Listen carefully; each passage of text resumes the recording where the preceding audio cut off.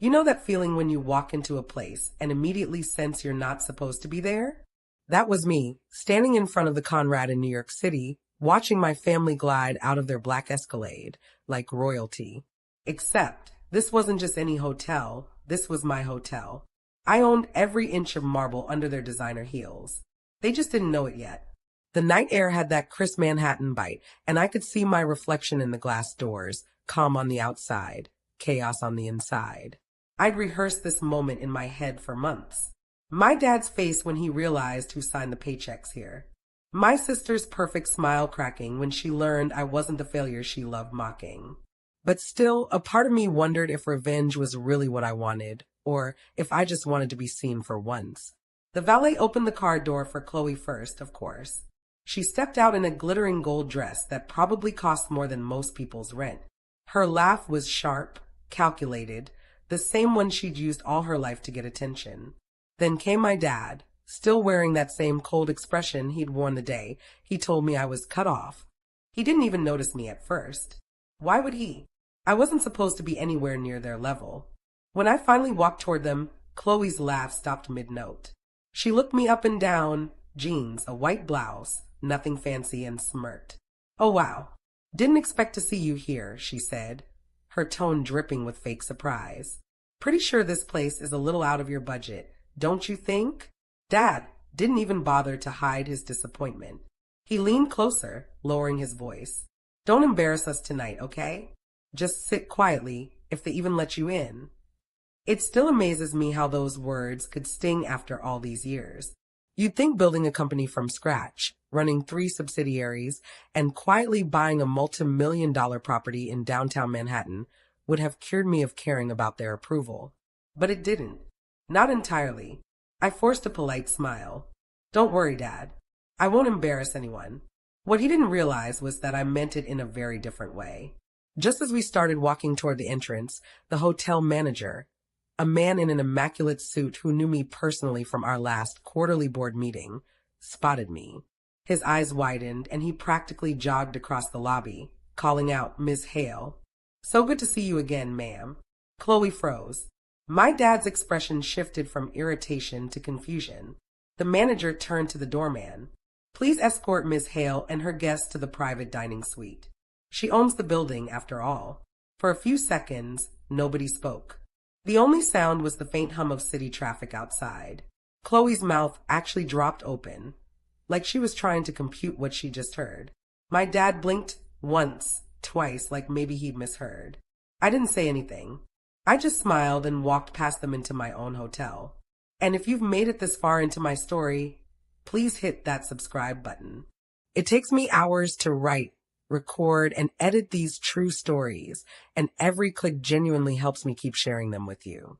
Anyway, that moment, them watching the staff rush to greet me, should have been enough. It should have felt like victory. But instead, all I felt was this strange mix of satisfaction and sadness. Because as much as I wanted revenge, a part of me still wanted them to just say, "We're proud of you." The dinner was for my mom's birthday. She was the only one in the family who'd ever tried to stay neutral. She didn't know the full story. She just thought I worked in hospitality. When she saw me, her face lit up with genuine warmth. "Sweetheart, you made it," she said, hugging me tight.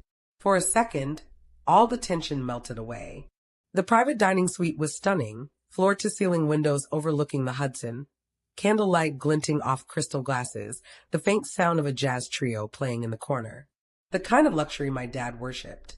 The kind of luxury I had built without him. Chloe, though, wasn't ready to let it go.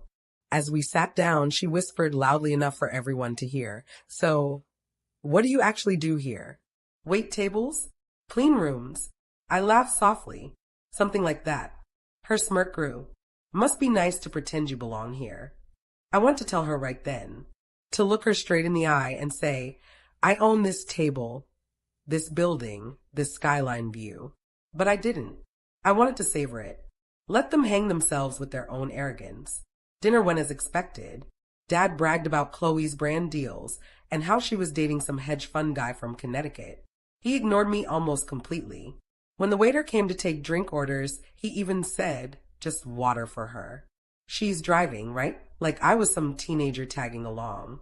I stayed quiet, calm, collected, every inch the opposite of who they thought I was, because I knew what was coming next. About halfway through dinner, the manager reappeared with a discreet smile. Ms. Hale, we've prepared your requested vintage wine from the cellar. Shall I have it brought out? My dad frowned. Your requested wine? The manager looked puzzled. Yes, sir. As the owner, Ms. Hale always has priority access to our reserve collection. You could have heard a pin drop.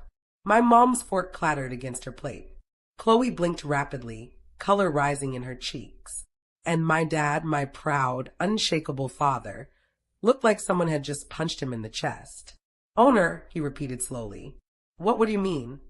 I turned to him, meeting his eyes for the first time that night. It means, Dad, that when you said I'd never make it without you, you were wrong. He opened his mouth, but no sound came out. For once in his life, he had nothing to say. Chloe tried to laugh it off. You're kidding, right? You can't own this place. This is the Conrad. Yeah, I said softly. It is. I didn't raise my voice or gloat. I just sat there and let the truth do the talking. The staff, sensing the awkwardness, quietly excused themselves. The rest of the meal passed in strained silence. When the bill arrived, I didn't even look at it.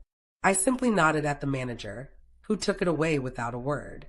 My dad tried to protest, something about not needing charity, but I stopped him. It's not charity, I said. It's my mother's birthday, and I take care of family, even when they don't take care of me. That line hit harder than I expected. My mom's eyes welled up. Chloe shifted uncomfortably. Dad just stared at his plate. As we left the restaurant, Chloe hung back, pretending to take a call.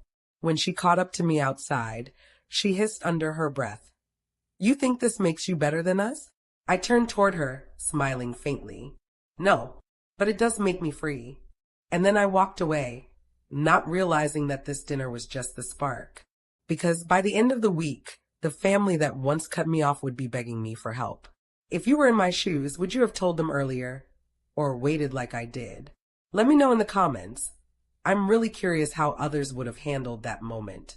The morning after the dinner, I woke up to a flood of unread messages. Most were from my mom, polite, apologetic ones like, your father didn't mean what he said last night, and Chloe was just surprised, that's all. But there was one message that stood out, a text from my dad. We need to talk. Come by the house this evening. No greeting. No love you. Just an order. Typical. I stared at the message for a long time, sipping my coffee in my apartment overlooking Central Park. 5 years ago, I would have been on the next train, desperate to prove myself. But now, I wasn't that girl anymore, the one who bent herself backward for scraps of approval. Still, curiosity got the better of me. If my father was reaching out, something had rattled him, and I wanted to see it up close. That evening, I drove out to Westchester, to the same house I grew up in, big, cold, and full of things that looked expensive, but meant nothing. The porch light was on, like always, illuminating the manicured hedges and the stone steps my dad used to make me power wash as character building. When I stepped inside, the familiar smell of his cologne hit me. Mom met me in the foyer with a tight smile. He's in his study, she said softly. He's been in a mood. Of course he had. Dad was sitting behind his oak desk when I walked in, his laptop open, spreadsheets and business documents spread across the surface. He didn't look up right away. He just said, close the door. I did. For a full 30 seconds, neither of us spoke. Then he said, why didn't you tell me? I almost laughed. You mean, why didn't I tell you I succeeded after you told me I'd fail? His jaw tightened. Don't twist my words. Then maybe you should choose better ones, I shot back. He finally looked at me then, really looked.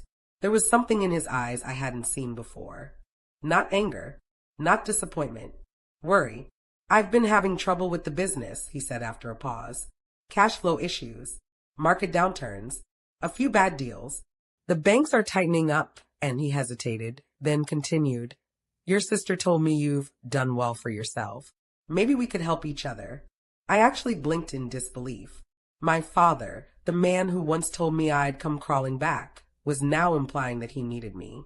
Help each other? I repeated. Or help you. He sighed, leaning back. Don't be dramatic. You're my daughter. I'm just saying, there might be a business opportunity. A partnership. Partnership. The word tasted like irony. The same man who cut me off without hesitation now wanted to partner. I could feel the old anger bubbling up. But instead of lashing out, I took a slow breath. What kind of deal are we talking about? I asked. He perked up, sensing a chance. A hotel project, actually. We've been trying to acquire a few properties in the city, but the investors are hesitant. If we could show we had backing, maybe from someone like you, it could turn things around. It was almost too poetic. The man who mocked me for going into hospitality was now trying to climb into the same world. And the worst part? He still didn't even realize that the property he was chasing probably sat in my portfolio. I didn't answer right away. Instead, I said, send me the details. I'll take a look. He nodded, relief flickering in his eyes. Good. I knew you'd see sense. Sense. That was his way of saying obedience. I smiled faintly and walked out, my heels echoing against the marble floor, the same marble I once scrubbed for allowance money. By the time I got home, the email had already arrived. Proposal attached. Business jargon everywhere. But when I opened the PDF and saw the first property listed, I nearly choked on my tea. It was the Conrad. The man was trying to pitch me to buy my own hotel. I sat back and stared at the screen, torn between laughter and disbelief. This was beyond irony. This was fate handing me the perfect setup. My father wanted to use my money to acquire the property he once told me I wasn't good enough to enter. So I decided then and there I wasn't going to tell him the truth. Not yet. I was going to let him walk himself into the biggest humiliation of his life.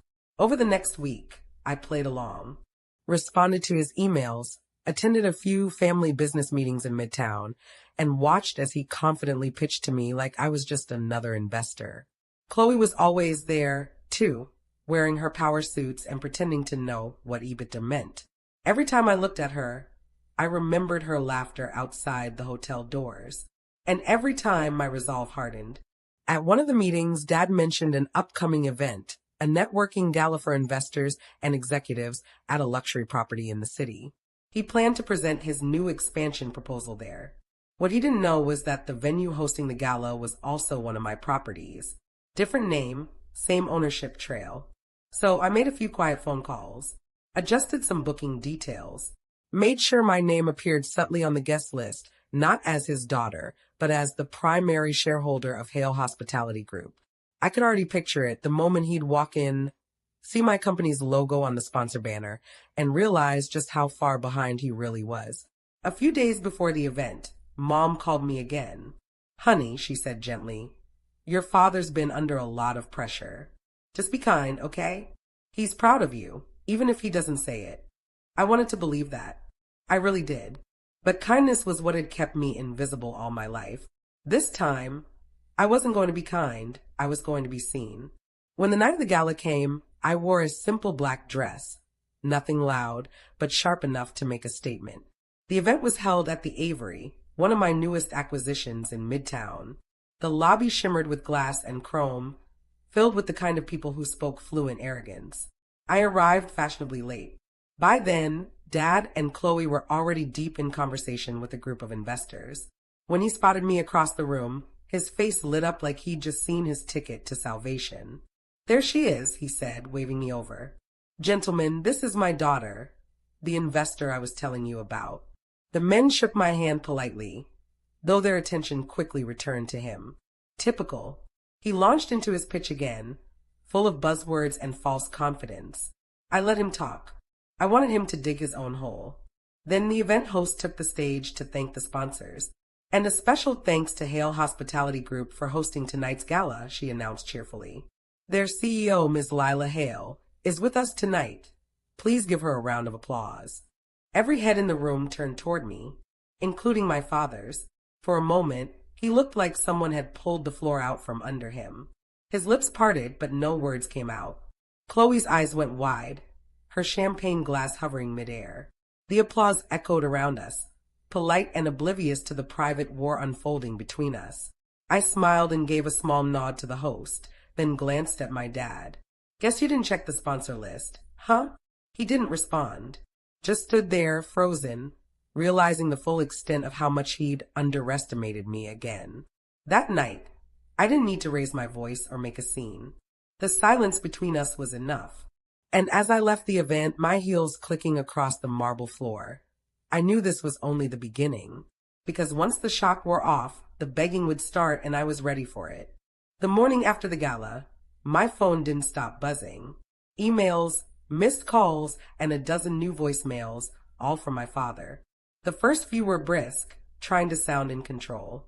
"We need to discuss last night. This isn't funny, Lila." Then they turned into something else, a mix of confusion and desperation. "You should have told me sooner. We can still make this work. Call me, please." For someone who'd spent years pretending I didn't exist, the sudden urgency was almost comical. I didn't answer. I spent that morning in my office overlooking Bryant Park, sipping coffee and reading through quarterly reports. Business was good, no great. Our newest acquisition in Miami had just opened ahead of schedule. Bookings were through the roof. And yet, even surrounded by success, I couldn't help but feel a strange hollowness creeping in. Revenge had always looked so satisfying in my head, clean, cinematic, like one of those moments in a movie where the underdog wins and the credits roll. But in real life, it's messy, emotional, lonely. Still, I wasn't about to let that stop me. By noon, my assistant, Jamie, poked her head into my office. "You've got a visitor," she said carefully. "He doesn't have an appointment, but he's persistent." I didn't even need her to say the name. "It's my father, isn't it?" She nodded. "He's in the lobby." I took a deep breath and straightened my blazer. "Send him up." When he walked in, he looked smaller somehow. Still dressed in his tailored suit. Still carrying that air of self-importance, but underneath it I could see cracks. His eyes darted around the room, landing on the framed photos of my team, the awards, the skyline view behind my desk. "This is impressive," he said finally, voice tight. "I didn't realize how big your company was." "I figured," I replied evenly. "You never asked." He ignored that. "Look, about the gala. I admit I was surprised. But maybe this could still be a good thing for us. We could form a real partnership. Merge our resources." I leaned back in my chair. "You mean you want me to bail you out?" He flinched slightly. "That's not what I said." "But that's what you mean." He hesitated, then sighed. "Fine. Yes. Things aren't great right now. The business isn't what it used to be.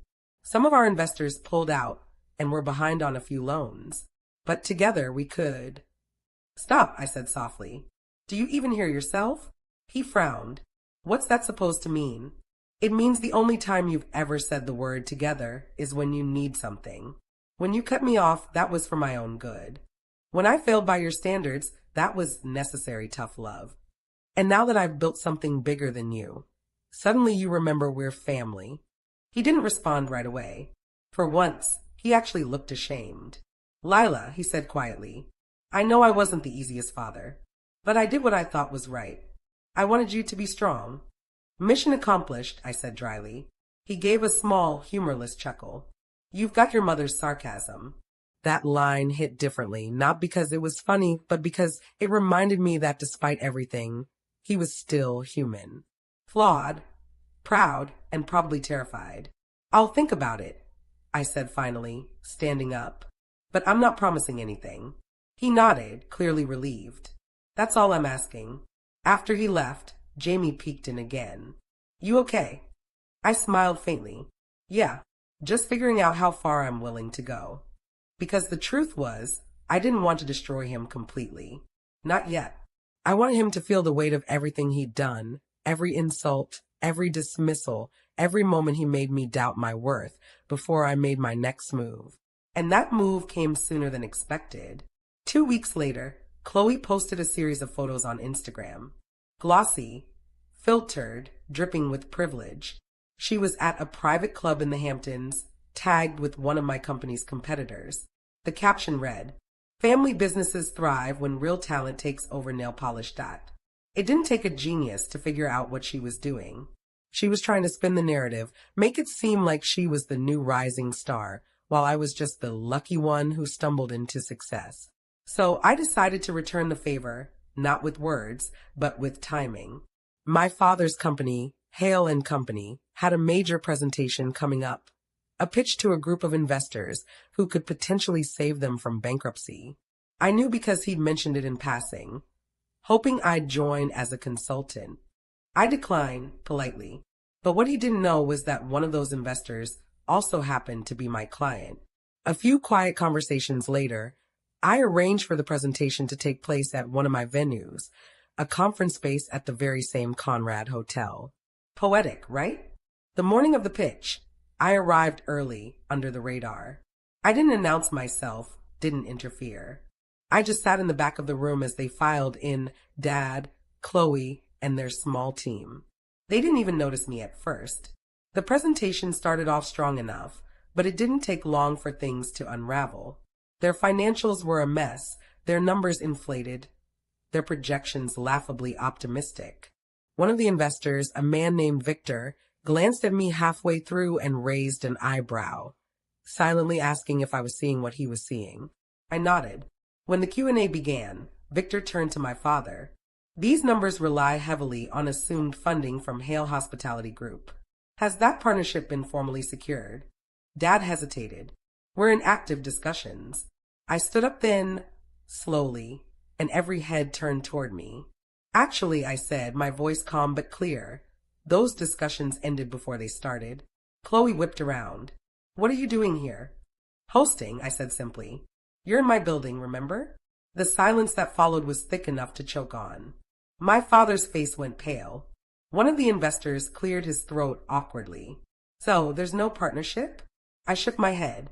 No. And given what I've seen today, there won't be. I turned to leave, but not before glancing back at my father. Next time you pitch something, make sure your foundation isn't built on lies. And then I walked out. That afternoon, the call came, not from him, but from Mom. Her voice was trembling. What happened today? Your father came home furious. He said you embarrassed him. I sighed. Mom, he embarrassed himself.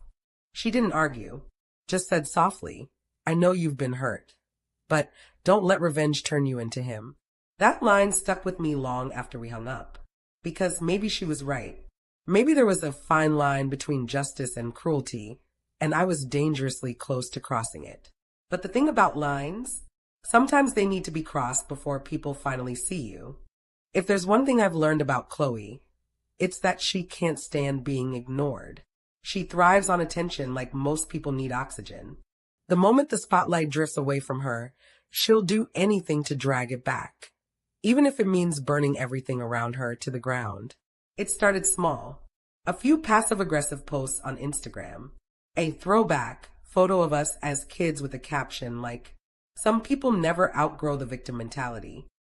Then a comment on one of my company's pages, buried among the flood of congratulations from a new property launch. It's funny how fast people forget where they came from once they get a little money. Petty, transparent, but it worked. My PR team flagged it within hours, asking if they should delete it or respond. I told them to leave it. Let her dig her own hole.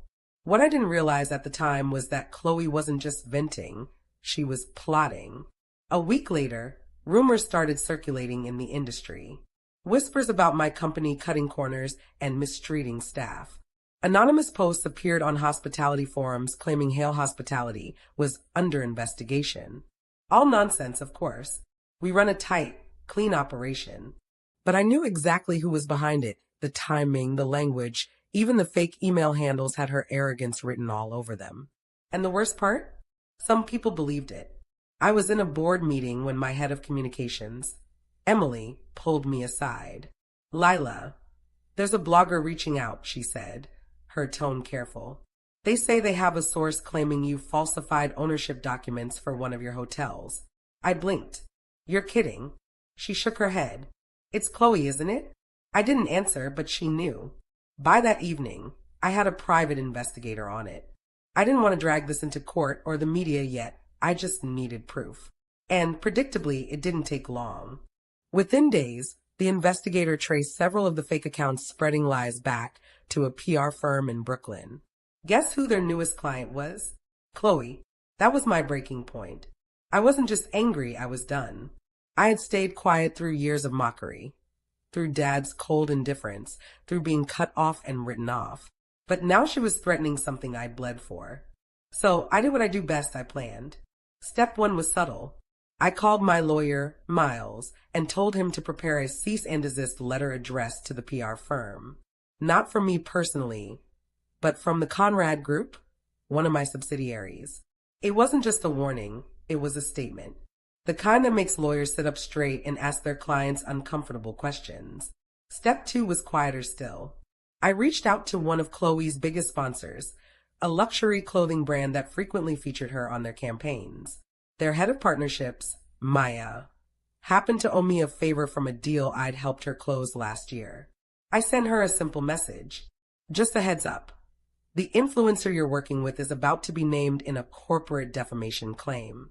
Might want to review your contracts. Within 48 hours, Chloe's newest campaign mysteriously vanished from the brand's page. She went silent online for a few days after that, which honestly felt like a public holiday. But she wasn't finished. That weekend, my mom called again. "Lila," she said softly, "I know things are bad between you two, but Chloe's a mess. She says you're ruining her life." I laughed bitterly. "She's ruining her own life, Mom. I just stopped cleaning up after her." Mom hesitated. "Can't you two talk? Like sisters?" That word, sisters, used to mean something. It used to mean shared secrets, matching pajamas, late-night talks under a blanket fort. But that was before the money, before the comparisons, before Dad's favoritism turned us into competitors instead of family. "She made her choice," I said finally. "Now she can live with it." After I hung up, I couldn't shake the guilt creeping in. As much as I hated to admit it, part of me missed her. The Chloe from before all of this, the one who used to sneak me snacks when Dad grounded me, who once promised we'd both get out of that house someday. But that Chloe was gone. The new one had traded loyalty for likes. A few days later, I got a call from Miles. "She's lawyering up," he said. "Looks like she's trying to file a counterclaim. Something about emotional distress and reputational damage." I pinched the bridge of my nose. "Of course she is." He hesitated. "You sure you want to push this, Lila? You've already won in every way that matters. You could end it right now." He was right, I could. But I wasn't after destruction anymore. I wanted clarity. I wanted the truth to surface publicly, so I could finally walk away without being branded the villain in their story. So I told him let her talk. Let her file whatever she wants. I'm not backing down. A week later, Chloe requested a meeting. She sent the message herself. No lawyers, no PR. Just one line. "Meet me at Mom's. We need to talk. Alone." I almost didn't go. But curiosity and maybe a tiny spark of hope got the better of me. When I arrived, Mom was already gone, probably by design. Chloe was sitting at the kitchen table, wearing sweats, her usual gloss perfection replaced by dark circles and a messy bun. For once, she looked human. She didn't say anything at first, just stared at her phone, scrolling through what I assumed were comments or follower counts. Finally, she looked up. "Why are you doing this?" I raised an eyebrow. "Doing what?" "Defending myself." "You've already got everything," she snapped. "The money, the success, the recognition. What more do you need?" "Respect," I said simply. "The one thing I never got from this family." She rolled her eyes. "Oh, please. You're playing the martyr now." "No," I said quietly. "I'm just tired of pretending I don't care." She leaned back, crossing her arms. "You think you're better than me." "I don't think I'm better," I said. "I just think I stopped letting people treat me like I'm worse." That shut her up. For a few moments, neither of us spoke.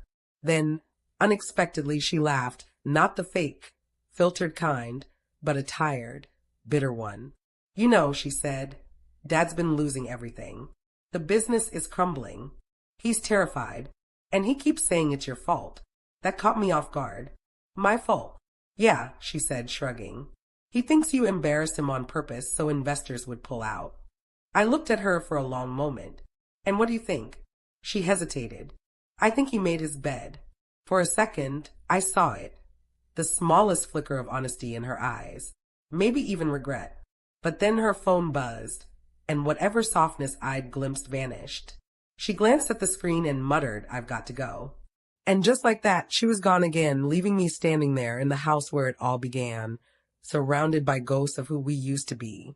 As I walked out into the evening air, I realized something. My revenge wasn't about humiliating them anymore. It was about reclaiming my story, the one they'd twisted for years.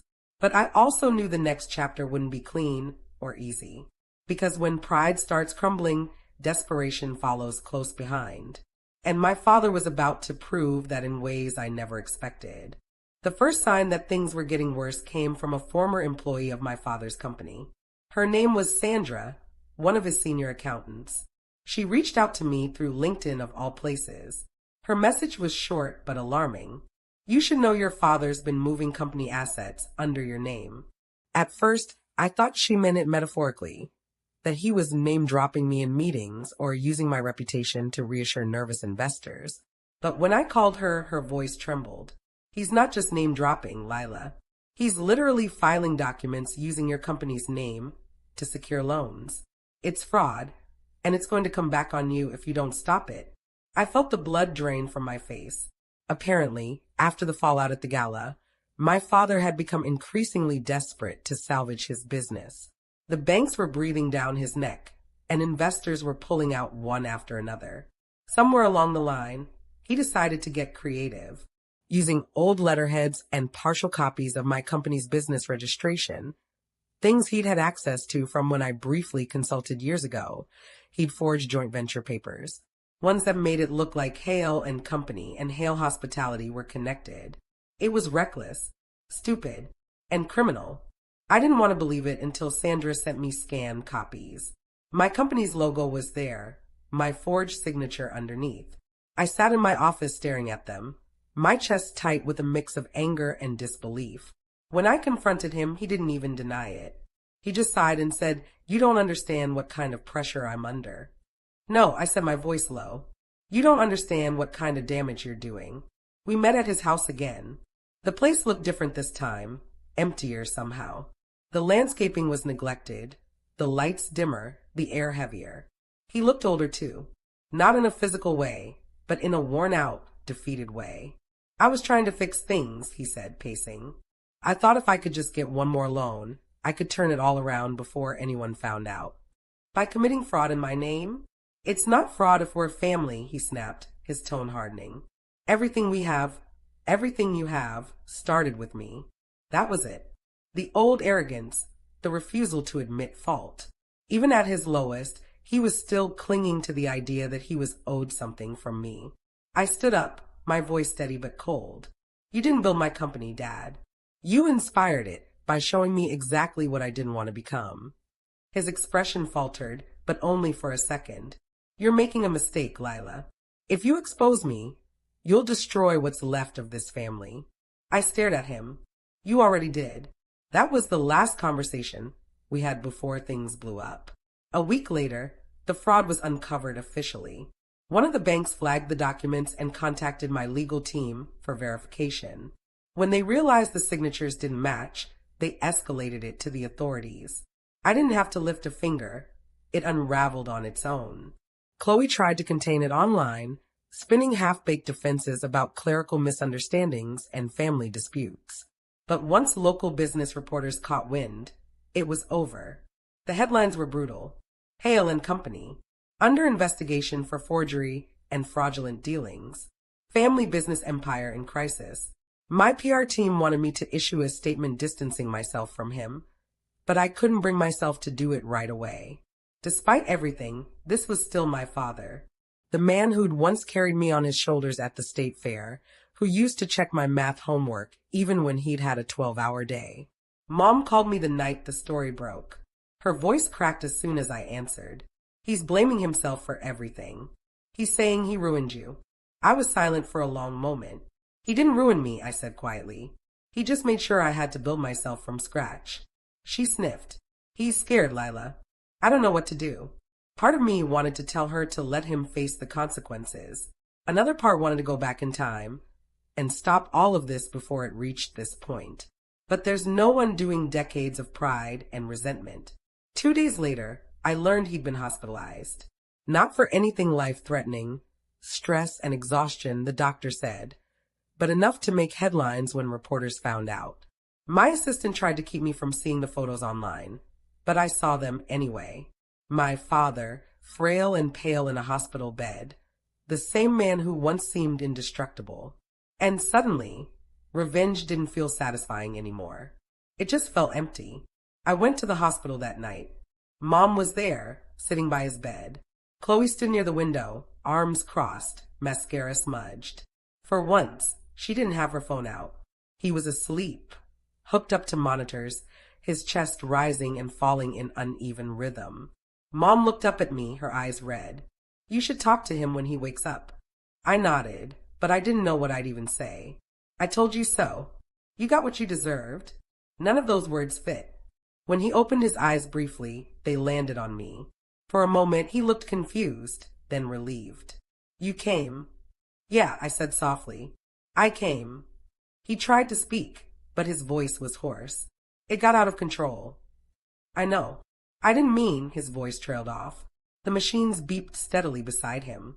Mom reached for his hand, and I stood there watching, realizing this was the closest thing we'd ever come to peace. Not forgiveness, not closure, just a moment of quiet where all the noise finally stopped. After he drifted back to sleep, Chloe looked at me. Her expression wasn't defiant this time, just tired. "What happens now?" she asked. I didn't know. Part of me wanted to step in and help, to stop the investigation before it destroyed him completely. But another part of me whispered that maybe this was the only way any of us could finally be free from his control, through the collapse of the empire that had chained us all. That night, I walked out of the hospital and stood under the flickering streetlight, feeling the chill of October cutting through my coat. For the first time in years, I didn't feel like the underdog or the disappointment. I just felt like someone trying to decide whether to keep fighting or finally let go. And as I looked up at the skyline, the city that had broken and rebuilt me, I knew the next step wasn't about revenge anymore. It was about what kind of person I wanted to be after the dust settled. Because now that my father had fallen, the question wasn't whether I'd won. It was whether I could forgive. The hospital became my second office that week. Between meetings and calls, I found myself sitting in that sterile room more than I ever thought I would. The steady rhythm of the monitors filled the silences between us, saying the things neither of us could. My father didn't talk much. When he did, it was mostly about the past. Little fragments of memory that came out between half-hearted jokes and long pauses.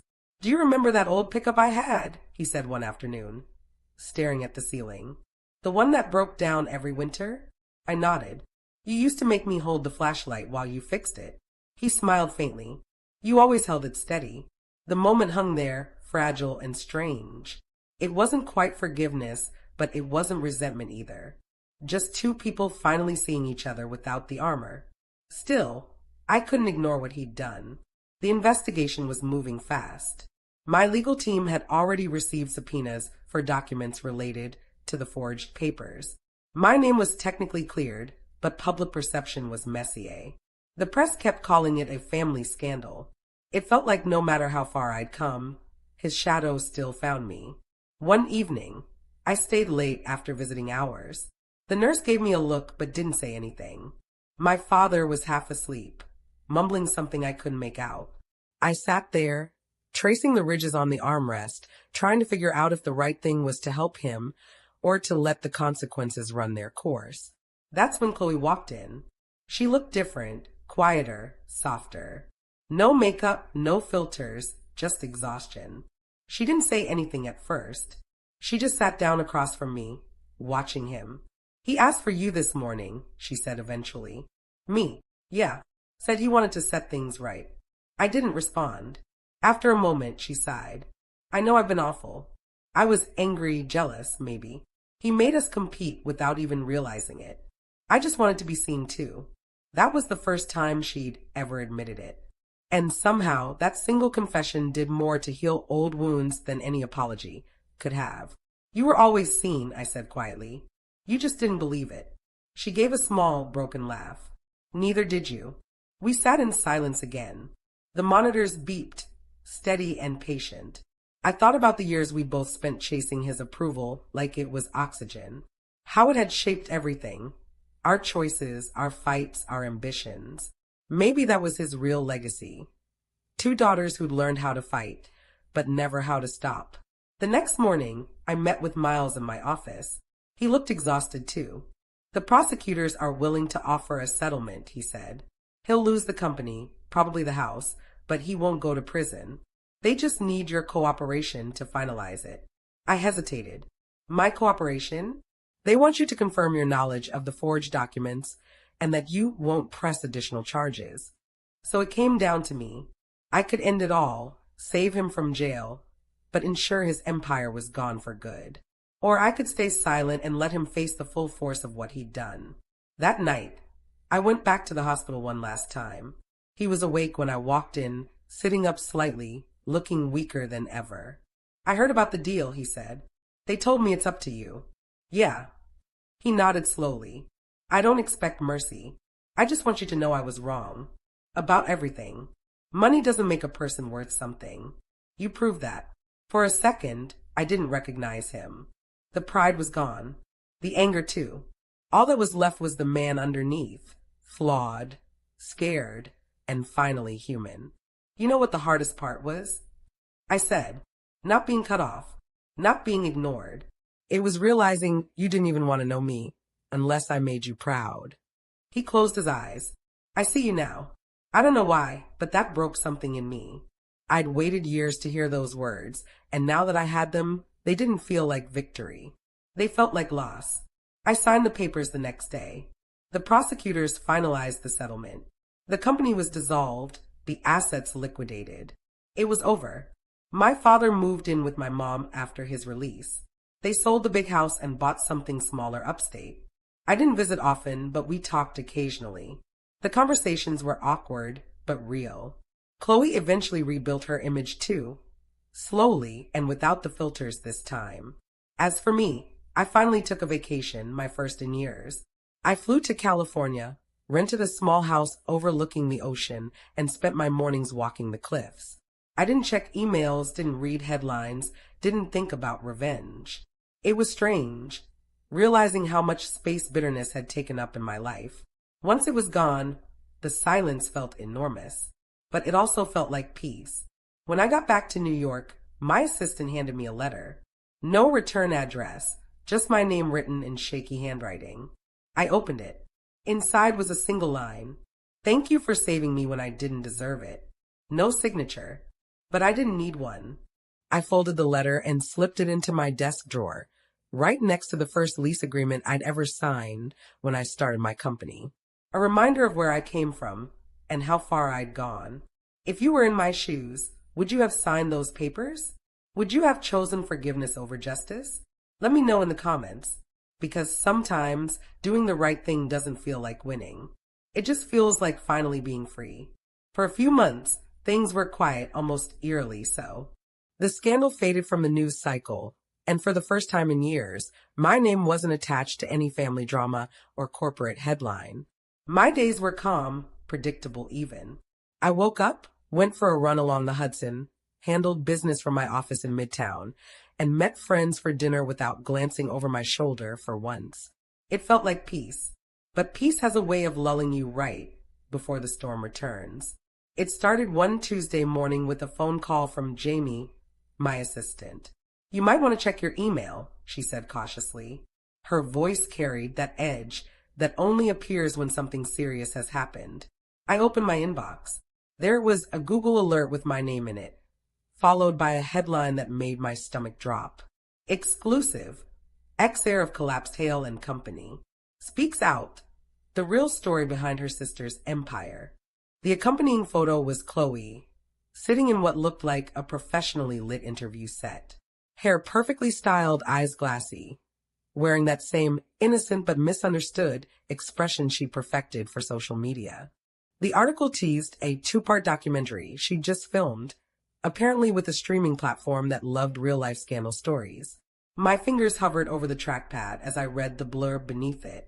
After years of silence, Chloe Hale breaks down what really happened to her once powerful family, and how her sister's empire might not be as pure as it seems. There it was, the next punch I hadn't seen coming. I sat there for a full minute, my mind flipping between anger, disbelief, and fatigue. I should have known this was coming. The silence after the scandal was never going to last. For Chloe, attention wasn't just oxygen, it was currency. And apparently she was cashing in.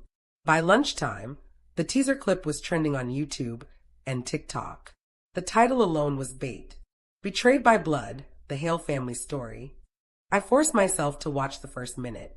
Chloe sat in a white studio, talking softly about how money tore us apart and how forgiveness isn't the same as trust. The music swelled as she teared up, painting herself as the misunderstood victim of our father's downfall, and me as the cold, calculating businesswoman who let it all happen. She didn't outright lie, but she didn't tell the truth either. She framed things with half-facts and selective omissions, just enough to twist perception without getting sued. I called Miles, my lawyer. Can we stop it? He sighed. Not unless she names you directly or fabricates something verifiable. Public figures can tell their side of a story. You know how this works. I did, and that was what made it worse. By the next morning, journalists were already requesting comments. My PR team scrambled to craft a neutral statement. No official response, I told them. We stayed quiet. She'll burn herself out. But I underestimated her. The documentary aired 2 weeks later, and it exploded. She had footage, childhood photos, even old home videos of us. She talked about our parents' favoritism, our fights, the dinner at the Conrad, though, of course, she left out the part where she mocked me at the entrance. She painted me as driven by resentment, implying that my success came from revenge rather than resilience. And people believed it. Suddenly, hashtags like #TheOtherHale and #HaleSistersTruth were trending. Every influencer with a microphone had an opinion. Some praised her vulnerability, others accused her of jealousy. But all of them said my name over and over. It was like being dragged back into a fire I'd just escaped. My company's board called an emergency meeting. Investors were nervous. Public image matters, one of them said. We're not questioning your leadership, but perception can move markets. I nodded, keeping my composure. Handle the operations. I'll handle the perception. That night, I watched the full documentary, alone. By the end, I wasn't angry anymore. I was tired. It wasn't just that she'd twisted the story. It was the realization that she still didn't see me as her sister, only as her rival, even after everything had fallen apart. So I decided to do something I never thought I would. I called her. She answered on the second ring, her voice cautious. Lila, I saw the documentary. I figured. There was a long silence. I could almost hear her breathing. You know, I said finally, you could have called me if you wanted to tell your story. She let out a soft laugh, not mocking this time, just weary. And what? You'd have let me? Maybe. If you'd asked. She hesitated. They approached me, said it was my chance to tell my truth. I didn't mean for it to hurt your company. Yes, you did, I said quietly. You just didn't think it would hurt this much. Another silence. Then she said, You've always had everything under control. I just wanted one thing that was mine. Even if it meant taking something from me. Her voice cracked. I didn't think you'd care. That was what broke me, because she really believed that. She thought I didn't care, when, in truth, I'd spent half my life caring too much. I cared, I said softly. That was the problem. There was no shouting, no dramatic end to the call. Just silence, and then a quiet goodbye. But what she didn't know was that while the documentary painted me as ruthless, it had also reignited interest in my company. The internet may love drama, but it loves a redemption arc even more. Within days, journalists were reaching out, not to attack me, but to ask for my side of the story. A few even questioned Chloe's version of events, noting the inconsistencies. When the platform contacted my PR team asking if I'd consider a follow-up interview, I didn't say yes or no. Not yet.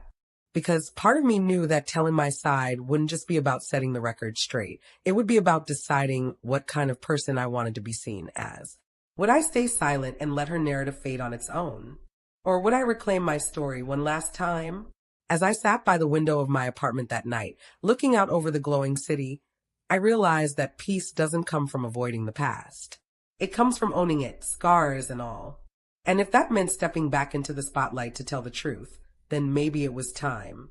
Because this time, I wouldn't be doing it for revenge.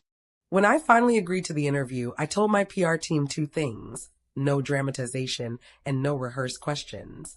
If I was going to tell my story, it had to be real, unedited, unpolished, unmanipulated. The production company tried to push for a more emotional angle, but I refused. I wasn't here to cry on camera. I was here to reclaim my truth.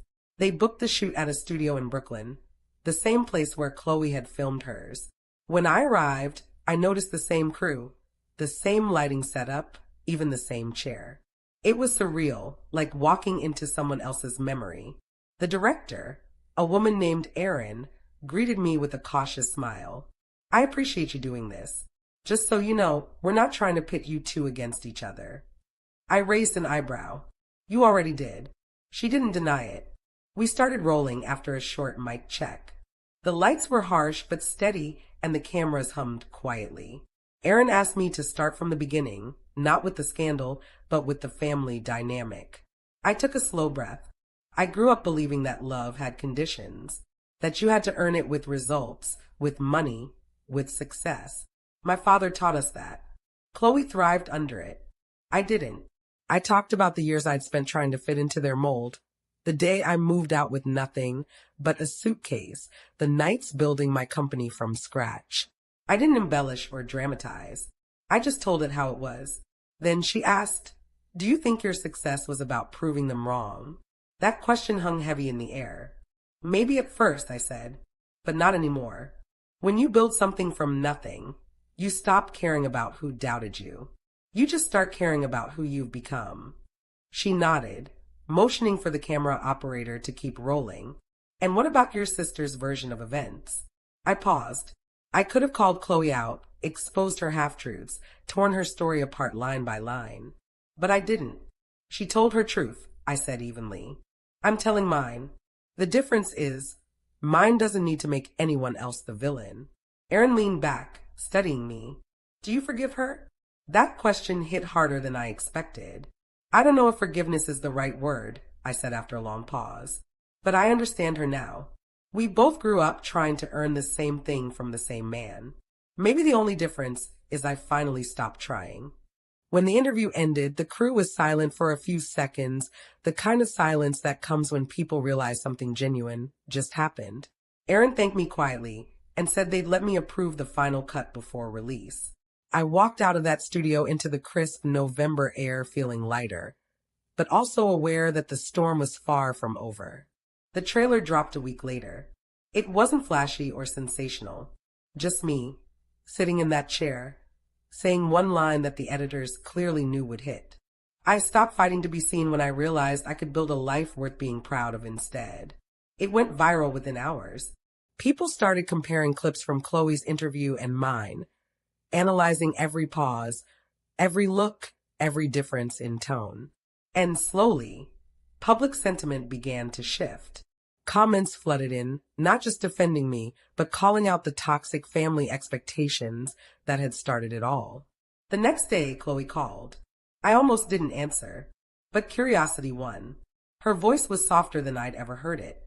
"You looked good in the interview." "Thanks," I said. There was a pause. "Then, you didn't tear me apart." "You could have, but you didn't." "I'm tired of tearing things apart," I said quietly. "It doesn't fix anything." She exhaled. "The producers want to film a follow-up. With both of us. They said it could close the loop." I told them I'd only do it if you agreed. "Do you want to?" I asked. "I think," she hesitated, "I think we need to. Not for them, for us." For a moment, I didn't know what to say. Part of me wanted to decline, to let the story end here on my terms. But another part of me, the part that still wanted to believe in redemption, knew this was the only way to end it properly. A week later, we met again. This time, there were no separate studios. Just one set, 2 chairs, and the space between us. When the cameras rolled, it was awkward at first. The kind of awkward that comes from too many years of silence. But then Erin asked a simple question. "What would you say to each other if no one else were watching?" The room went still. Chloe looked at me first. "I'm sorry," she said quietly. "Not just for the documentary. For everything. For making you feel like the enemy when you were just trying to live. Her voice broke, and for the first time in years, I saw her as my sister again. Not the influencer, not the golden child. Just Chloe. I'm sorry too, I said, for walking away when maybe you needed me to stay. She wiped her eyes. So what happens now? I smiled faintly. We start over. No followers. No headlines. Just family. The director didn't cut. She let the silence breathe. It wasn't dramatic. It wasn't cinematic. It was just real. Two sisters finally putting down the armor. When the follow-up aired, it didn't trend the same way the scandal had. But that was fine. The people who did watch called it the quietest redemption story on the internet. And that was enough. For the first time in my life, I wasn't chasing anyone's approval. Not my father's, not the audience's, not even Chloe's. I'd said what needed to be said, and this time I meant it. Outside the studio, the sun was setting over the East River, casting long shadows across the bridge. Chloe and I stood side by side, watching it for a while without speaking. Then she said, for a family built on money, we finally did something real. I laughed softly. Yeah, maybe that's the point.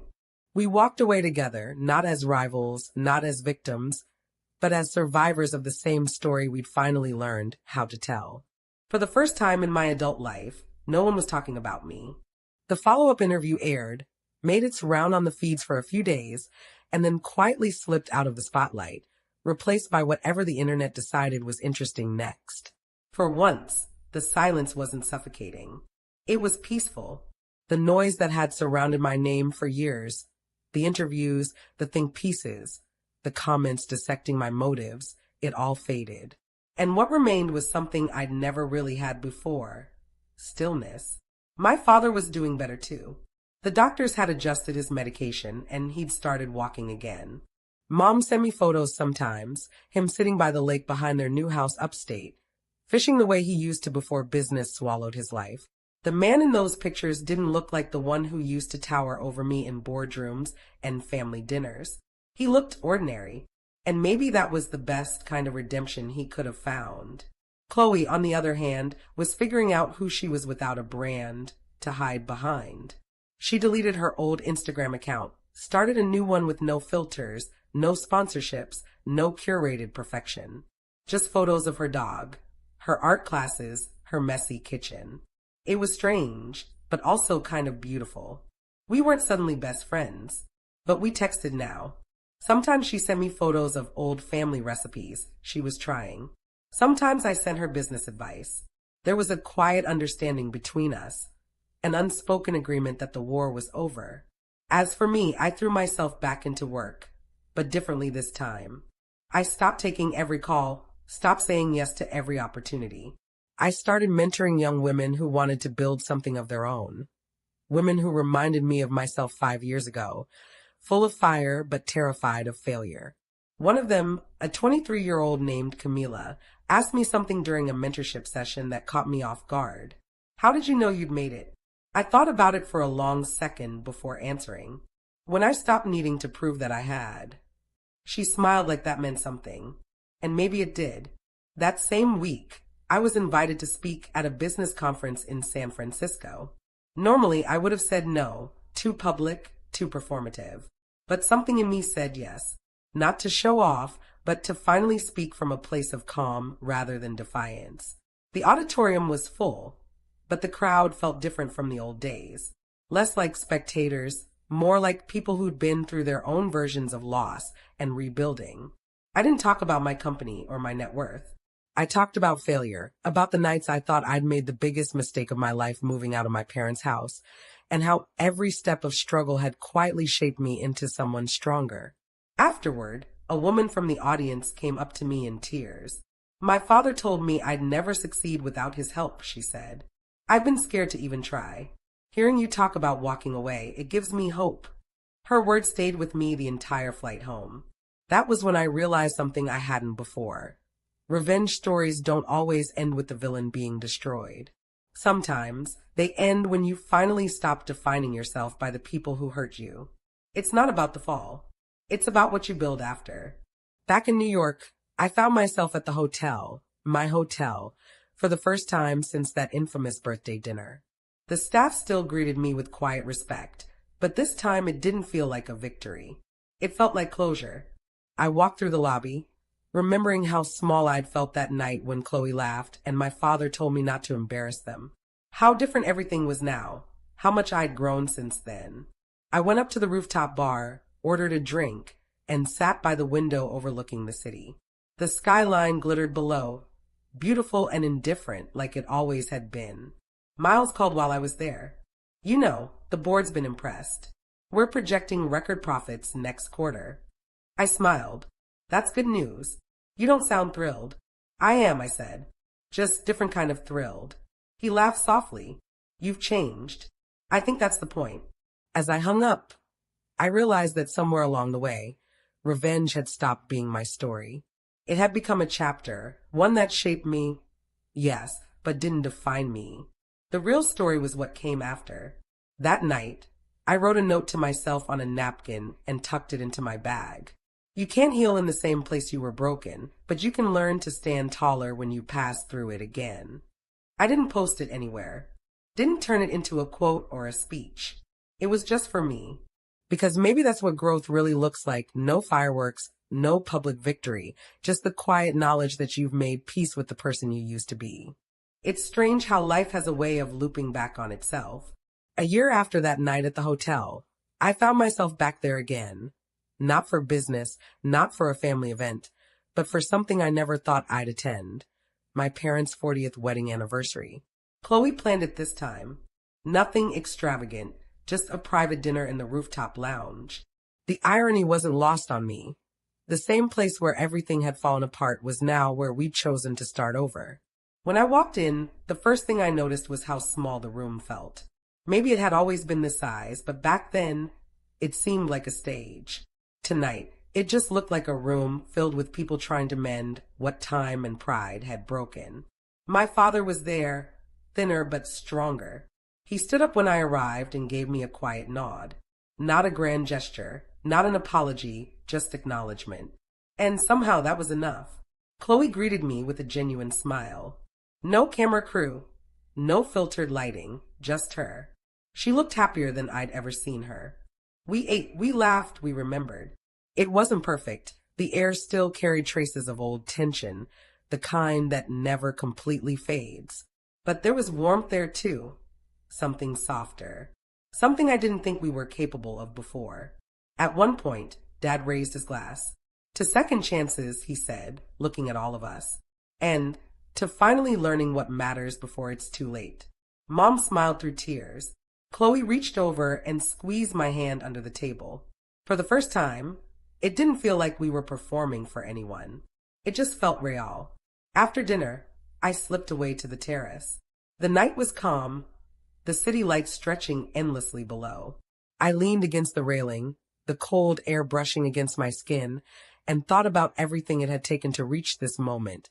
The anger, the humiliation, the long climb to prove myself, the endless fight to be seen. And then the quiet that followed. If someone had told me years ago that I'd end up here, not as the outcast, not as the disappointment, but as the one who learned to let go, I wouldn't have believed them. Because back then, I thought peace was something you earn by winning. Now I know it's something you earn by releasing.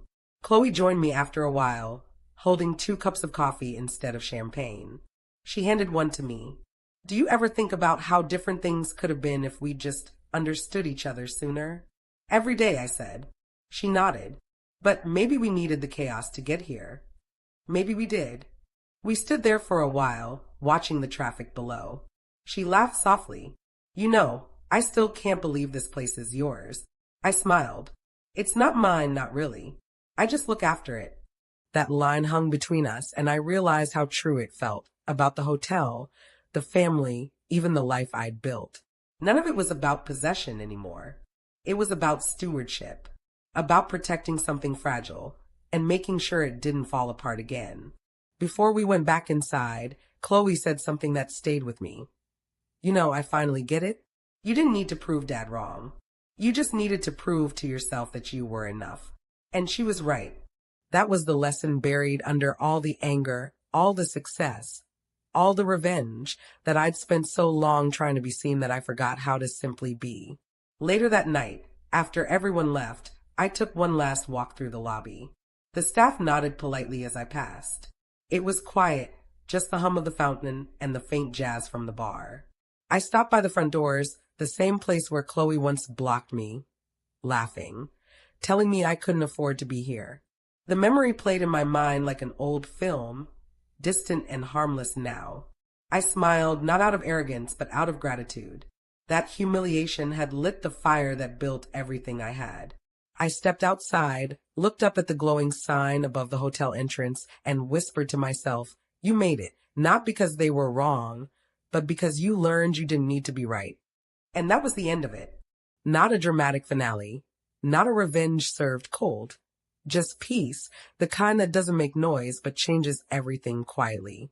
If you were in my shoes, would you have let them back in? Would you have forgiven after everything, or walked away for good? Tell me in the comments. I'm genuinely curious. Because at the end of it all, this isn't a story about revenge.